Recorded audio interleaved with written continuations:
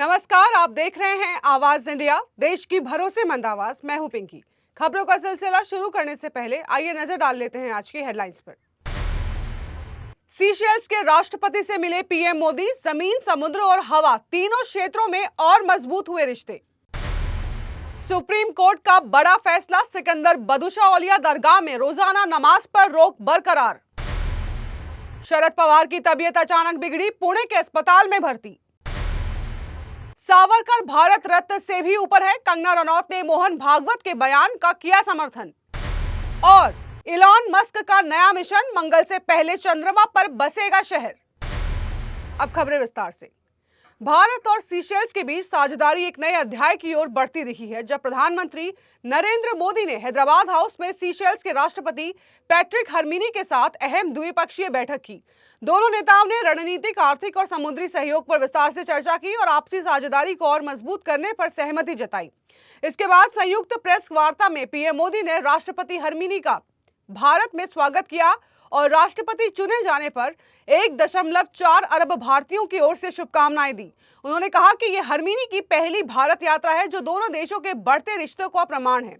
PM Modi ने बताया है कि भारत सीशेल्स संबंध सिर्फ वर्तमान तक सीमित नहीं, बल्कि अतीत से भविष्य तक फैले हुए हैं। उन्होंने सीशेल्स को भारत का भरोसेमंद समुद्री साझेदार बताते हुए हिंद महासागर में उसकी अहम भूमिका पर जोर दिया। साथ ही दोनों देशों के बीच विश्वास और सहयोग को निरंतर बढ़ता हुआ बताया। पीएम मोदी ने कहा है कि भारत और सीशेल्स के रिश्ते अब जमीन, समुद्र और हवा तीनों क्षेत्रों में लगातार मजबूत हो रहे हैं। उन्होंने समुद्री सुरक्षा, व्यापार, कनेक्टिविटी और रक्षा सहयोग को इस साझेदारी का महत्वपूर्ण हिस्सा बताया। उन्होंने समुद्री पड़ोसी के रूप में सीशेल्स के साथ गहरे संबंध को भारत की सागर नीति का हिस्सा बताया। बैठक में विकास, पर्यावरण और आपदा प्रबंधन जैसे क्षेत्रों में सहयोग बढ़ाने पर भी चर्चा हुई।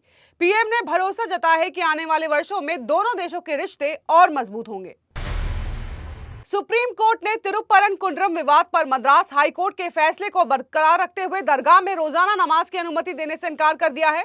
अदालत ने स्पष्ट किया है कि सिकंदर बदुशा औलिया दरगाह परिसर में केवल रमजान और बकरीद के मौके पर ही नमाज पढ़ी जा सकेगी। इसके साथ ही कोर्ट ने दरगाह परिसर में पशु बलि पर लगे प्रतिबंध को भी पहले जैसा ही रखा है। यह फैसला दरगाह के उपासक एम इनाम हुसैन की याचिका पर सुनवाई के बाद दिया गया। जस्टिस अरविंद कुमार और जस्टिस पीबी वराले की बेंच ने हाईकोर्ट के आदेश को संतुलित बनाते हुए उसमें हस्तक्षेप से इनकार कर दिया है।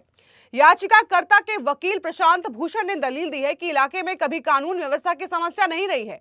उन्होंने ये भी कहा है कि जमीन मुसलमानों की होने के बावजूद नमाज पर पाबंदी उचित नहीं है। कोर्ट ने हालांकि इन तर्कों को स्वीकार नहीं किया है और पुराने आदेश को ही सही ठहराया। तिरुपरनकुंड्रम पहाड़ी को लेकर यह विवाद लंबे समय से चला आ रहा है, क्योंकि यह हिंदू और मुस्लिम दोनों समुदाय के लिए पवित्र स्थल है। हिंदू पक्ष का दावा है कि यहाँ भगवान मुरुगन का प्राचीन सुब्रमण्यम स्वामी मंदिर स्थित है, जबकि मुस्लिम पक्ष इस जगह को सिकंदर बदुशा औलिया की ऐतिहासिक दरगाह मानता है। पिछले साल मद्रास हाईकोर्ट ने दरगाह के पास दीप जलाने की अनुमति दी थी, जिससे विवाद और बढ़ गया था। उस दौरान हाईकोर्ट ने राज्य सरकार को कानून व्यवस्था का हवाला देने पर फटकार भी लगाई थी। अब सुप्रीम कोर्ट के फैसले के बाद स्थिति फिलहाल स्पष्ट मानी जा रही है। मुस्लिम पक्ष को केवल विशेष धार्मिक अवसरों पर ही नमाज की अनुमति होगी। एनसीपी प्रमुख शरद पवार की तबीयत अचानक बिगड़ने के बाद उन्हें पुणे की रूबी अस्पताल में भर्ती कराया गया है। हाल के दिनों में अजीत पवार के निधन के बाद शरद पवार लगातार मुंबई, पुणे और बारामती का दौरा कर रहे थे। इस दौरान पार्टी कार्यकर्ताओं से लगातार मुलाकातों के बीच उनकी सेहत पर असर पड़ा। उन्हें बुखार और गले में संक्रमण की शिकायत के बाद डॉक्टरों की निगरानी में अस्पताल में एडमिट किया गया है। अस्पताल में भर्ती कराते समय उनकी बेटी सुप्रिया सुले भी उनके साथ मौजूद रही। डॉक्टरों ने बताया कि फिलहाल उनका इलाज चल रहा है और स्थिति पर नजर रखी जा रही है। सुबह से ही शरद पवार को लगातार खांसी हो रही थी, जिसके बाद उन्हें अस्पताल में ले जाने के लिए फैसला लिया गया। रूबी अस्पताल के डॉक्टरों ने प्रारंभिक जांच की ओर आगे बढ़ाने के आधार पर निर्णय लेने की बात कही। मेडिकल टीम ये तय करेगी कि उन्हें अस्पताल में ही रखा जाए या घर जाने की अनुमति दी जाएगी। फिलहाल उनकी हालत स्थिर बताई जा रही है। पार्टी के नेताओं और समर्थकों ने उन्हें जल्द स्वस्थ होने की कामना की है। डॉक्टरों ने आराम और पूरी देखभाल की सलाह दी है। आरएसएस प्रमुख मोहन भागवत की ओर से वीर सावरकर को भारत रत्न देने की मांग उठाने के बाद देश की राजनीति गर्मा गई है। इस पर बीजेपी सांसद और अभिनेत्री कंगना रनौत ने खुलकर अपनी प्रतिक्रिया दी है। उन्होंने भागवत के बयान का समर्थन करते हुए सावरकर के प्रति देशवासियों के सम्मान को रेखांकित किया। आपको बता दें कि भागवत ने हाल ही में आरएसएस के कार्यक्रम में सावरकर को भारत रत्न देने की बात कही थी। उनके बयान के बाद यह मुद्दा फिर चर्चा में आ गया है। समर्थकों का मानना है कि सावरकर का योगदान राष्ट्र निर्माण में ऐतिहासिक रहा है। कंगना ने कहा है कि सावरकर को लेकर हर भारतीय के मन में गहरा आदर है। मोहन भागवत ने जो भावना व्यक्त की है वही भावना देश के लोगों की भी है। उन्होंने ये भी कहा कि वीर सावरकर भारत रत्न से बहुत ऊपर हैं। हालांकि उन्होंने जोड़ा है कि अगर ये सम्मान मिलता है तो ये पूरे देश के लिए गर्व की बात होगी। सावरकर को लेकर दशकों से अलग अलग राजनीतिक मत रहे हैं। कुछ लोग उन्हें महान स्वतंत्रता सेनानी मानते हैं, जबकि कुछ उनकी आलोचना करते रहे हैं। कंगना के बयान के बाद राजनीतिक प्रतिक्रियाएं भी सामने आने लगी है। माना जा रहा है कि आने वाले दिनों में यह मुद्दा फिर राष्ट्रीय बहस का हिस्सा बनेगा। वक्त हो चला है एक छोटे से ब्रेक का।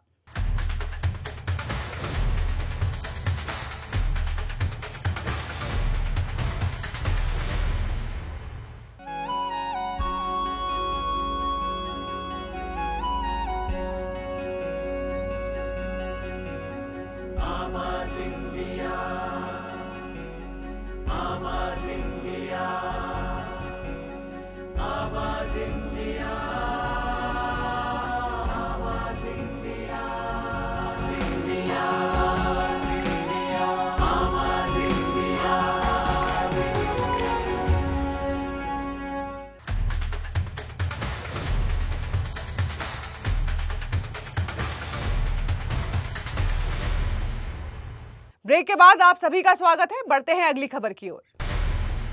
पूर्वोत्तर के लोगों के लिए आज का दिन ऐसे ऐतिहासिक रहा है जब सैरांग और सिलचर के बीच नई ट्रेन सेवा की शुरुआत हुई। रेल मंत्री अश्विनी वैष्णव और मिजोरम के मुख्यमंत्री लाल दुहोमा ने इस ट्रेन की हरी झंडी दिखाकर रवाना किया। यह सेवा मिजोरम को देश के रेल नेटवर्क से और मजबूती से जोड़ने वाली कड़ी मानी जा रही है। मिजोरम की राजधानी आइजोल के पास स्थित सैरांग स्टेशन अब असम के सिलचर से सीधे जुड़ गया है। इससे पहले लोगों को कठिन पहाड़ी रास्तों से लंबा सफर तय करना पड़ता था। नई ट्रेन शुरू होने से यात्रा आसान और सुरक्षित और सस्ती भी होगी। इस कदम को क्षेत्र में बेहतर कनेक्टिविटी की दिशा में बड़ा बदलाव माना जा रहा है। स्थानीय लोगों के लिए यह सिर्फ ट्रेन नहीं बल्कि विकास की नई राह है। इस सेवा से मिजोरम के मरीजों को सिलचर के बड़े अस्पतालों तक आसानी से पहुंचने में मदद मिलेगी। छात्रों के लिए भी असम के शिक्षण संस्थानों तक जाना पहले से सरल होगा। साथ ही अनानास और अदरक जैसे स्थानीय कृषि उत्पाद जल्दी बाजारों तक पहुंच सकेंगे, जिससे व्यापार को बढ़ावा मिलेगा। इसी के साथ रेल मंत्री ने गुवाहाटी रेलवे स्टेशन पर नई आधुनिक सुविधाओं का भी उद्घाटन किया। बेहतर वेटिंग एरिया, सूचना केंद्र और यात्री सुविधाओं से स्टेशन का रूप बदल गया है। इससे पूर्वोत्तर आने वाले यात्रियों और पर्यटकों को बेहतर अनुभव मिलेगा। इलॉन मस्क ने स्पेस एक्स की अंतरिक्ष रणनीति में बड़ा बदलाव करते हुए घोषणा की है कि कंपनी अब मंगल से पहले चंद्रमा पर आत्मनिर्भर शहर बसाने पर फोकस करेगी। उन्होंने कहा है कि चंद्रमा पर सेल्फ ग्रोइंग शहर बनाना 10 साल से भी कम समय में संभव है, जबकि मंगल पर इसमें 20 साल से ज्यादा लग सकते हैं। हालांकि मस्क ने साफ किया है कि मंगल मिशन रद्द नहीं हुआ है, बस इसकी शुरुआत 5 से साल बाद होगी। रिपोर्ट्स के मुताबिक एयर स्पेस एक्स मार्च 2027 तक चंद्रमा पर पहली अनक्रूड लैंडिंग करने की तैयारी कर रहा है, जबकि पहले 2026 में मंगल मिशन की बात की गई थी।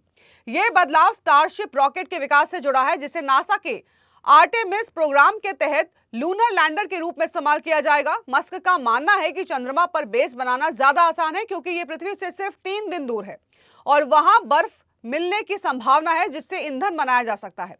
साउथ पोल के शैकलटन क्रेटर जैसे इलाकों में लगातार धूप मिलती है, जो सोलर पावर के लिए आदर्श है। योजना के तहत स्टारशिप को शुरुआती हैबिटेट के रूप में इस्तेमाल किया जाएगा, क्योंकि कार्गो मिशन के जरिए जरूरी सामग्री भेजी जाएगी और इसके बाद 3D प्रिंटिंग और रोबोट्स की मदद से बेस का विस्तार होगा, जो पूरी तरह से सेल्फ सस्टेनिंग होगा। मस्क का कहना है कि चंद्रमा पर शहर बसाना मानवता को मल्टी प्लैनेटरी स्पीशीज बनाने की दिशा में एक बहुत ही बड़ा कदम होगा। आरएसएस के शताब्दी समारोह में पहुंचे करण जौहर ने संघ प्रमुख मोहन भागवत की खुलकर प्रशंसा करते हुए उन्हें एक प्रभावशाली और प्रेरक वक्ता बताया। मुंबई में आयोजित इस कार्यक्रम के बाद मीडिया से बात करते हुए करण ने कहा है कि मोहन भागवत के शब्दों और विचारों ने उन्हें गहराई से प्रभावित किया है। उन्होंने विशेष रूप से मोहन भागवत के सेंस ऑफ ह्यूमर की तारीफ की। करण ने बताया है कि उनके मजाक के अंदाज ने पूरे हॉल को हंसी और तालियों से गुंजा दिया। यह अनुभव मेरे लिए भावुक और प्रेरणादायक था। करण जौहर ने आरएसएस को धन्यवाद देते हुए कहा है कि ऐसा आयोजन हर साल होना चाहिए।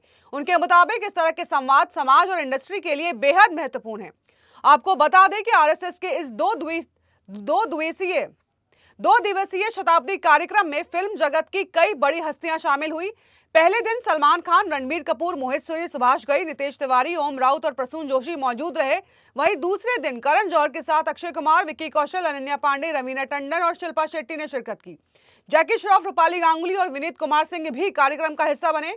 इसके अलावा मधुर भंडारकर, महेश मांजरेकर, आनंद एल रॉय और अमर कौशिक भी मौजूद रहे। कार्यक्रम की कई तस्वीरें सोशल मीडिया पर वायरल हुई हैं, जिनमें सितारे दर्शकों के बीच बैठे नजर आए हैं। आईसीसी टी20 वर्ल्ड कप 2026 में स्कॉटलैंड ने अपने पहले मैच में इटली को 73 रन से करारी शिकस्त देकर शानदार शुरुआत की है। कोलकाता के ऐतिहासिक ईडन गार्डन्स में खेले गए इस मुकाबले में इटली ने टॉस जीतकर पहले गेंदबाजी का फैसला किया, जो उसके लिए गलत साबित हुआ।